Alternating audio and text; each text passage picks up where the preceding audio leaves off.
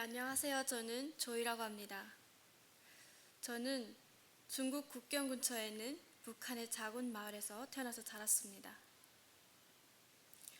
어릴 적부터 저희 가족은 매우 가난했고 그 가난은 저희 가족의 삶을 매우 고달프게 했습니다.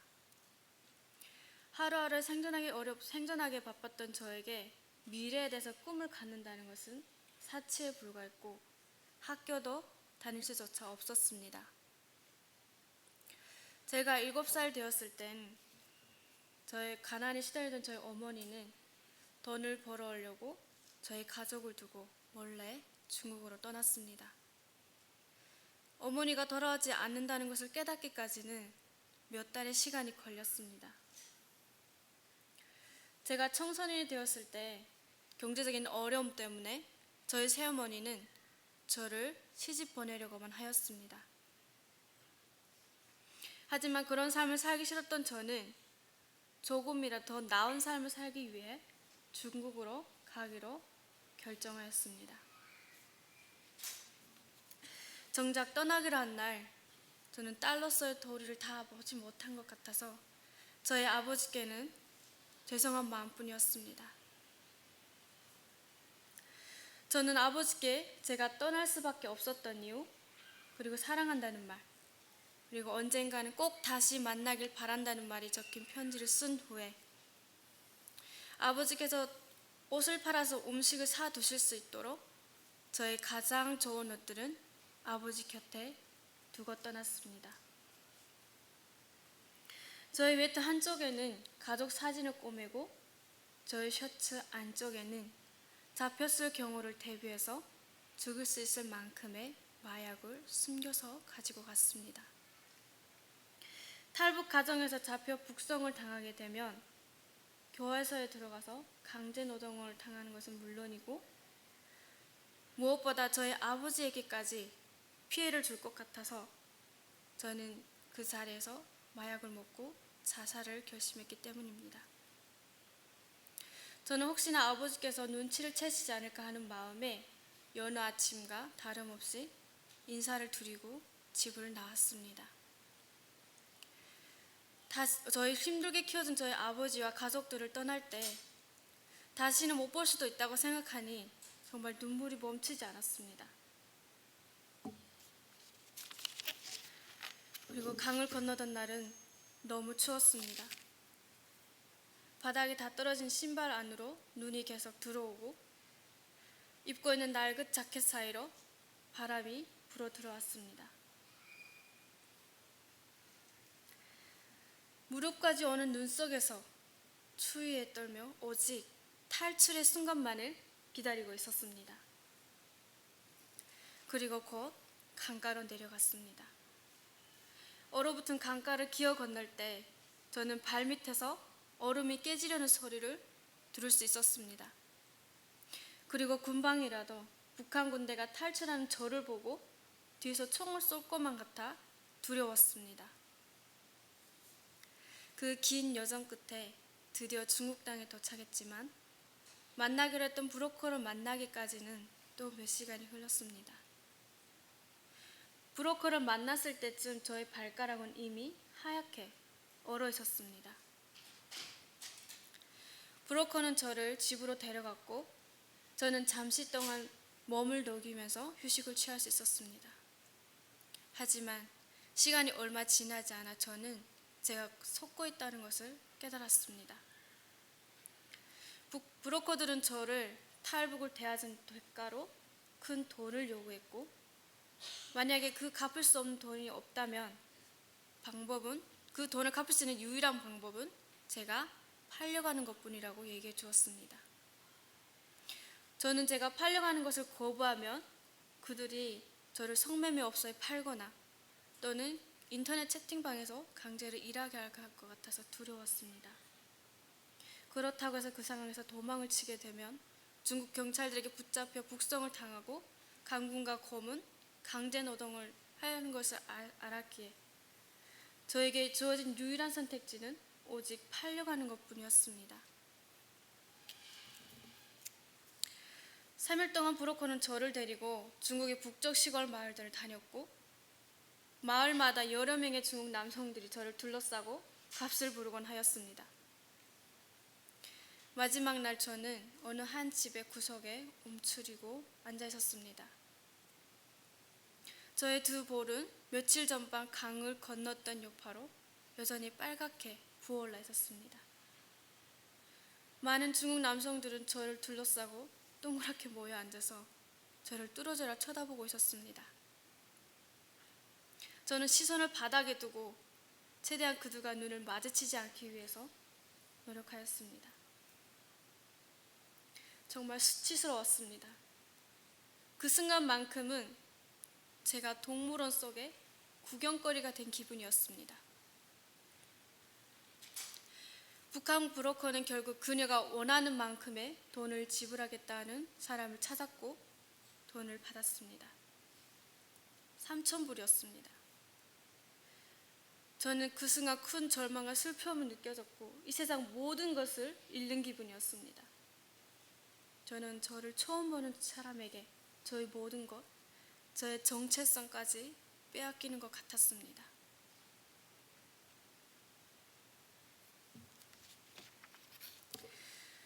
그때 저의 나이는 겨우 18살이었습니다.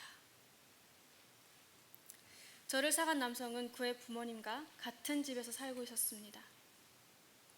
그들은 제가 도망갈까봐 저를 하루 종일 감시했고 저는 그들의 허락 없이는 화장실조차 갈 수 없었습니다.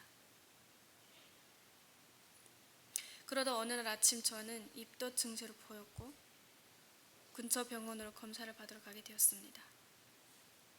몇 가지 검사를 마친 뒤에 그들이 집에 돌아오더니 서로 웃으며 이야기하기 시작하였습니다. 저는 너무 혼란스러웠습니다. 그때 그들이 같은 동네에 팔려와 살고 있는 북한 여성에게 전화하여 저에게 상황을 설명해 달라고 부탁하였습니다. 바로 임신이었습니다. 모두가 저의 임신 소식을 듣고 즐거워하고 기뻐했지만 저는 그럴수록 더 힘이 빠졌습니다. 임신된 몸으로 탈출하기에는 불가능했기 때문입니다. 저는 북한에 있을 때 임신된 몸으로 높은 데서 뛰어내리거나 무거운 것을 들면 유산한다는 말을 들은 적이 있었습니다. 그래서 저는 뒤뜰에 가서 가장 높은 나무에 올라가서 뛰어내리기도 하고 일부러 무거운 물통을 들어 나르기도 하였습니다. 그럼에도 불구하고 9개월 뒤 건강한 여자아이 태어났습니다. 아이가 태어나고 며칠 동안은 정말 아이를 쳐다보기도 싫었습니다. 아이에겐 미안하고 또 부끄럽지만 제 안에는 아이를 향한 증오가 가득했기 때문입니다. 하지만 시간이 지날수록 아이는 저의 얼굴을 알아보기 시작했고 제가 밖에 나갔다 들어올 때마다 두 팔 벌려 웃으면서 저를 반겨주었습니다. 저의 딸의 그 밝은 미소와 웃음이 저의 아픈 상황과 어려운 마음들을 녹여주기 시작했고 그 다음 2년 동안 제 딸은 제 삶의 유일한 이유가 되었습니다.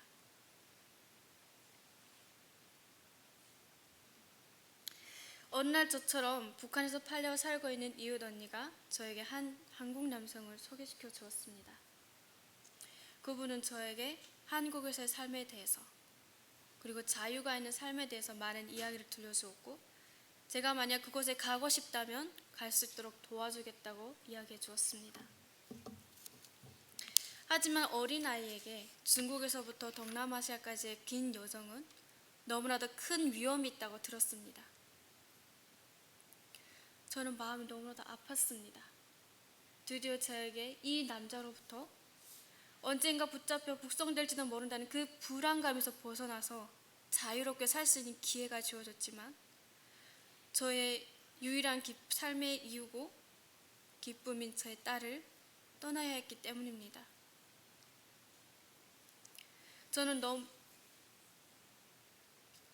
하지만 저는 또 언제 올지도 모르는 이 기회를 놓치게 될까 두려웠고 결국 한국에 가기로 힘든 결정을 내렸습니다. 그리고 곧 다시 중국으로 빨리 돌아와서 제 딸 아이를 데려가겠다고 제 자신과 약속하였습니다. 중국집에서 몰래 떠나던 날 새벽, 저는 제 팔에서 자고 있는 딸 아이를 보면서 남몰래 울었습니다.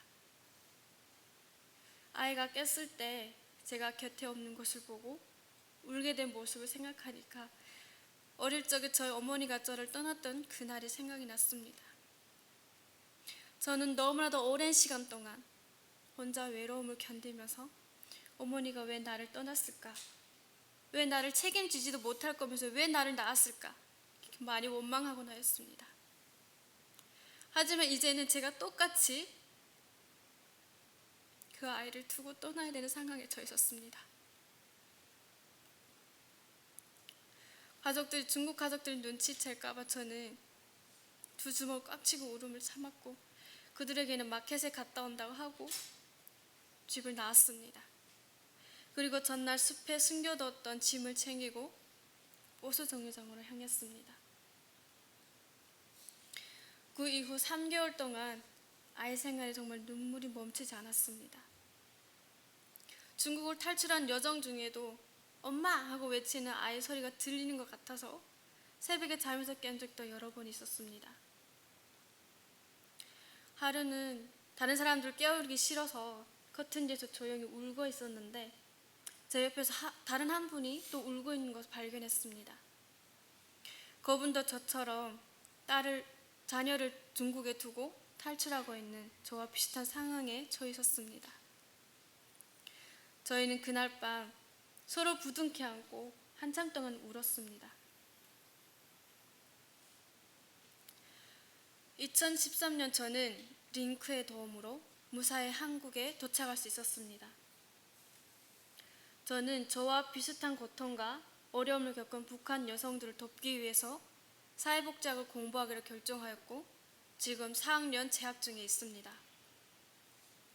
새로운 사회에서 적응하는 것이 때로는 힘들기도 하지만 저는 꼭 열심히 살아서 언젠간 저희 딸과 함께 한국에서 살 수 있도록 할 것입니다.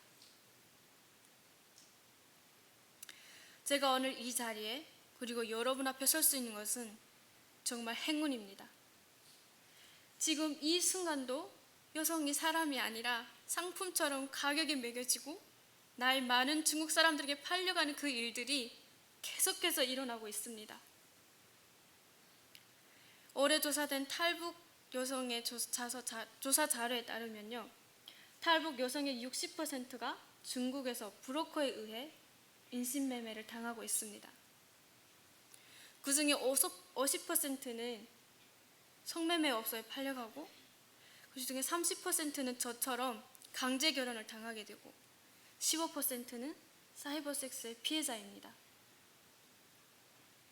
인신매매의 피해자였고 또 생존자인 제가 오늘 여러분 앞에서 저의 가장 어둡고 또 아픈 이야기를 나누는 이유는 탈북 여성의 인권 착취와 그 피해를 어떻게든 줄이고 싶기 때문입니다. 탈북 여성들에게는 북한 국경을 넘는 것이 그들의 자유를 향한 여정의 끝이 아니라 그들의 자유를 향한 여정의 시작이라는 것을 말씀드리고 싶습니다. 아울러 그들의 진정한 자유와 안전을 찾을 수 있도록 여러분들의 관심과 기도를 부탁드립니다. 감사합니다.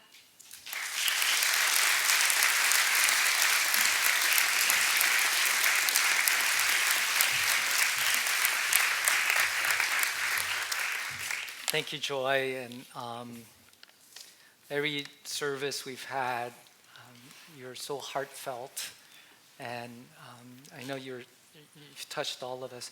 Can I ask, what is your daughter's name, and how old is she now? 좀 더 가까이 가서. 네, 저의 딸의 중국 이름은 순야나라고 하고요.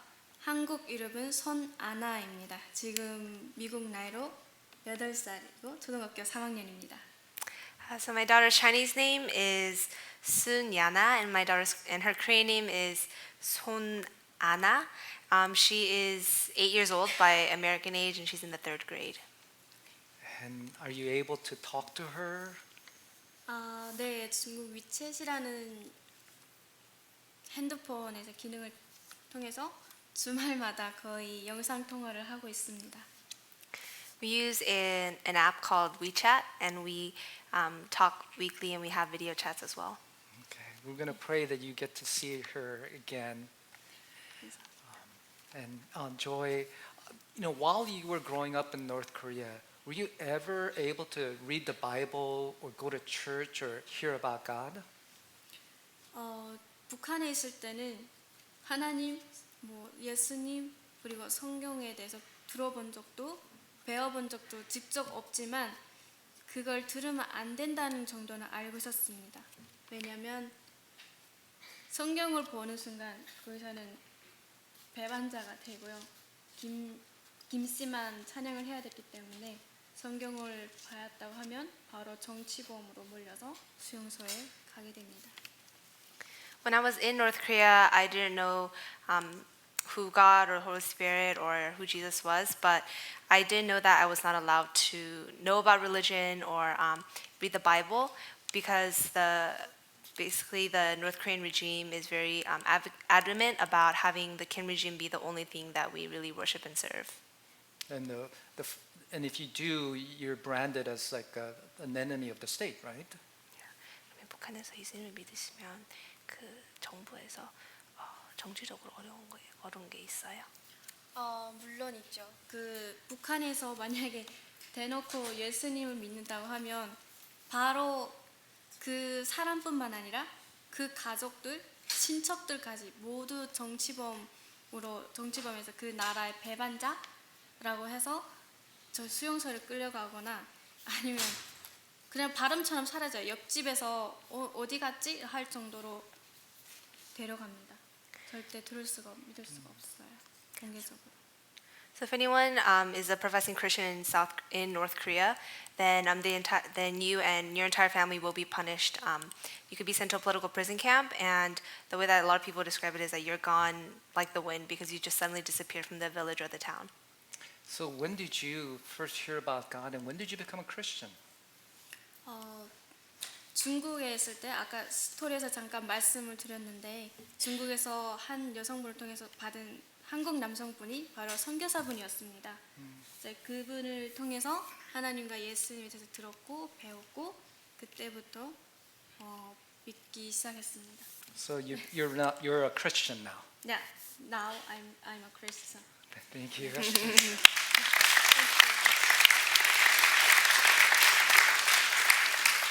I'm going to ask the band to come up. Hey, can we as a church to pray for Joy that she can be reunited with her daughter in the future, and for all the women and men who are escaping, who have escaped North Korea, but really their fight for freedom is just beginning, as Joy shared. Can we take a minute let's pray? So Father, we come before you and we thank you for this wonderful testimonies that we've heard from Heidi as well as Joy. We pray for Joy in particular that your sovereign will allow her to be reunited with her daughter once again. We pray for all the other women and all the other men who are trapped in some way, whether it be North Korea or China, still trying to gain that freedom, the ability to find you more than anything else, Lord. We thank you. May this be a heavy burden in our hearts and in our prayers. In Jesus' name we pray. Amen. Let's thank Joy once again.